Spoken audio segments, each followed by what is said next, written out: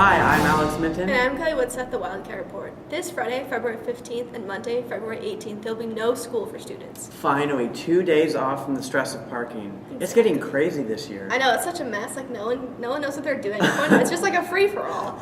Let's go to Momo with the story. Hi, this is Momo Zekpa with the Wildcat Report. With the amount of cars we have parking in the lots due to a growing student body and staff, parking has become a serious problem. And with the pothole and district swim meet on January 9th adding to the problem, I am going to go to the student body, staff, and security to see what they have to say about the rising problem. I never park in the parking lot because it's always full and I can't find spots. I've been 5 to 10 minutes late just trying to find a spot. Like I was here in the parking lot trying to find a spot, but I wasn't in class, so I'm tardy. Yeah, it's crowded. In my personal opinion, if you sell 500 tickets or park stickers, you should have 500 lots. And you shouldn't have 500 lots and sell 800 stickers. That's not right. I think it should be a senior, junior, sophomore, and freshman. I think the freshmen should park on the street, and the sophomores should park on the street, and the juniors and seniors should have first choice. They drive around for 15 minutes trying to find a spot. They're almost late for class, and there aren't any because the school doesn't provide enough parking spots. Yeah, I've gotten rear-ended at least 5 times in the dirty lot. Yeah. As far as crashes go, I'm never out there, but kids are parking in the no parking zones, the visitors parking in the fire zones, and they're getting they're getting $60 tickets, and that's just not fair. I think the parking is terrible around here, and that's just my opinion. Well, a lot of people have to park on the streets, really far away. So you never have any room. You have to come to school really, really early, even to get a parking spot in the 3rd row. So it gets kind of annoying. I park on the street now because I stopped trying to park in the parking lot, even though I paid $60 to park in the parking lot. Some students don't think it's fair that teachers have more space left in their parking lots, but it's not being used. I really wanted to park in the teacher parking lot because there's a lot of extra space in there. Yeah. But yeah, I don't want to get a ticket. They have a pretty big parking lot. There's not a lot of teachers. There's way more more students at West than there are teachers, obviously. So I think they could let a limited amount of people park in the teacher parking lot. I think that'd make things a lot easier, open up some spots in the clean and dirty lot. Well, parking's always a frustration. Parking's a frustration in college. There's no parking lot that has the exact amount of spaces for the cars that could be there, because never will there be the exact amount of cars that are registered in that parking lot. So they always have fewer spaces than there are cars. And so, yeah, it's frustrating. I don't blame the students for being frustrated. It is. It's something you'll have to deal with forever. Although with the empty spaces in the teacher's parking lot, Jennifer Jerome, Millard West speech coach, shares her concerns with students' opinions about parking. Teachers have to have a certain amount of spaces, and I think what students don't realize is teachers come and go at different times. There are some teachers who work just in the mornings, and some teachers who work just in the afternoons. So they should be able to have a spot when they get there. Not that student spots aren't as meaningful, but we have to, that's one of the perks of being the grown-up. Also remember, in that teacher lot in the back, custodians park back there, cafeteria workers park back there, right? So when you add in the probably a little over 200 teachers, and then you add in custodians and cafeteria workers, which is probably about another 100 cars, you're looking at 3 to 4, and administrators, right? So you're looking at 300 to 400 spaces that are needed for teacher parking, which is, yes, less than student body, but those people need to have a spot to park in so they can get into work. Students are willing to petition for more space to be given in the parking lots.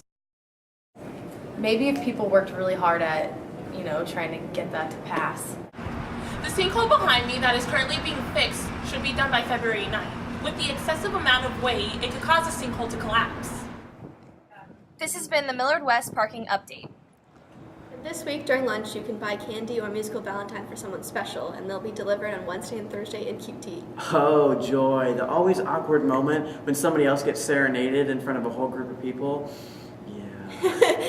On a serious note, there's been a controversy whether competitive cheer is a sport or not. I'm Spencer Bright here with the Wildcat Report. Competitive cheer has gained popularity throughout the country over the past 10 years. Despite such involvement, many people have misconceptions about the sport. I don't think competitive cheer is a sport now. Cheer is a sport. Yes.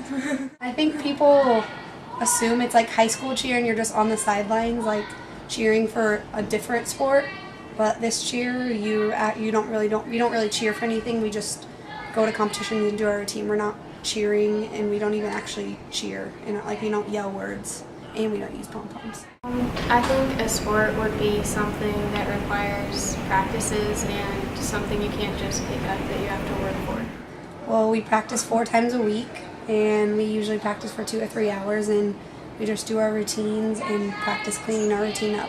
I always think of like football and basketball being sports where it's more physical work. Cheer is a sport because it's harder than football, and you have more injuries than football, and you're catching people instead of a ball. Despite all the conversations about the myths, there is a lot more to competitive cheer. Competitive cheerleading is it's a sport involving a 2.5-minute routine performed by a set number of athletes. I think from 3 years old all the way through college, those types of athletes are being trained in place between 2 to 7 hours a week, trained in all various aspects of jumps and tumbling, dance, stunts, baskets, all the safety progressions and things like that. Cheerleaders have a long list of stunts to perfect. Twisting backflips, fully extended stunts with double twisting dismounts, double twisting and flipping stunts, and 2.5 high pyramids and stunts. To learn all the different tricks, training for cheer is just as involved as any other sport. The physical demands of cheerleading is much like a gymnast, because that's a lot of the acro type of things that we do, and that their body is, the demands on their body. So you got flexibility in the joints, lower back, shoulders, hamstrings, all the muscular type of flexibility. Everything from squats and running upstairs and sandbag type of things, because we put people up above us, so we have to have a little bit more than just us ourselves holding a handstand. Just like football, baseball, or basketball, cheerleaders condition, compete, and rely on their teammates to reach a final product. I'm Spencer Bright, back to you guys. Widseth will be having our first Battle of the Bands on Friday, February 22nd at 7 p.m. in the auditorium. And all the money they raise goes to St. Francis House, so make sure to support that because this is for a charity. Tickets are $8 and come down and see these really talented bands play. Switching from the stage to the pool, the diving team has been having an amazing season. Yeah, we actually have a story on that, and I hear there's a secret ending, am I right? I don't know, I guess you'll have to check it out with Faith and Connor. Hi, I'm Faith Cain. And I'm Kyle with the Wildcat Report. With the winter season coming to an end, the Wildcat dive teams put just as much effort into their season as any other sport. I started diving my sophomore year. I started diving about 2 years ago. I decided to start diving when I was little, in the summers at my club pool that I went to. I was about 9 years old. I started diving because I was originally a tumbler, but my height made it difficult to really do anything too extreme. I was in an Intro to Aquatics class, and there was a diving unit in that class, and Coach Stoffer was the teacher of that class, so he suggested I try out for diving. I figured why not, and it stuck. My gymnastics definitely helps a ton. That's pretty much the main reason that I can do the dives that I do, because I have experience with flipping and whatnot. So far, the diving team has made a splash, having one of the top teams in the state. With the season coming to a close, each member has made their own improvements throughout the season. So far, my season's going pretty well. I've broken my personal record, and I'm hoping to win state. Well, I am getting better each year. For his first year, Coach Rettelsdorf has come with intentions to coaching in his eyes the top team in Nebraska, Millard West. He is not new to this lone sport, and the divers are taking notice. The new coach is good. He coaches Midwest Dive Academy, which is a club. He knows what he's talking about. He pushes me to do harder dives. Overall, he's a very good coach. Oh, I like the coach, and I've dove club with him before. So I kind of know what he's like and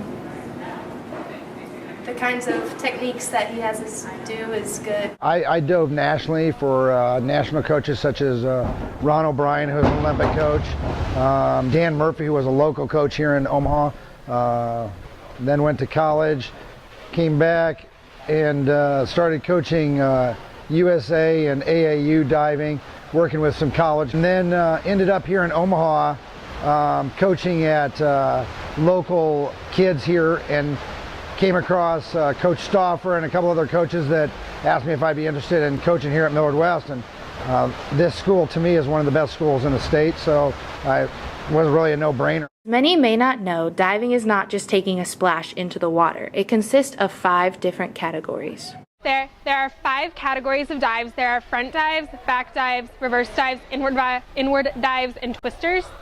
Front dives, you go straight into the water forward. Back dives, you go backward. Reverse dives, you approach forward and flip around to a back.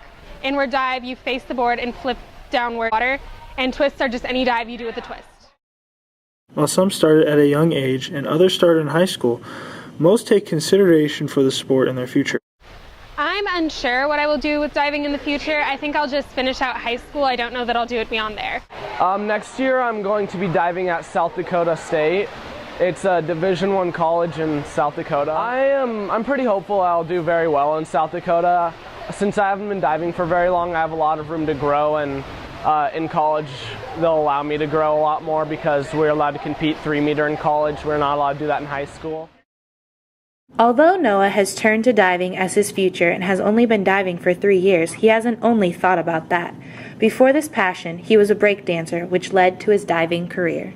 I started breakdancing in about 6th grade with a bunch of my friends, and we would go to gymnastics gyms to learn how to flip so we could put that in with our breakdancing stuff.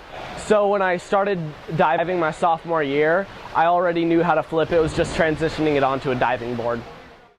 The diving team has had great success this year, and they're having a great season. I'm 15. Alcohol, so we're out! Inc., Millard West Literary Magazine, is holding a contest for a 6-word memoir illustrating your life. They're accepting submissions until February 15th. Hello, this is Brianna Davis with the Wildcat Report. Robert Frost once said, "In 3 words, I can sum up everything I've learned about life." It goes on.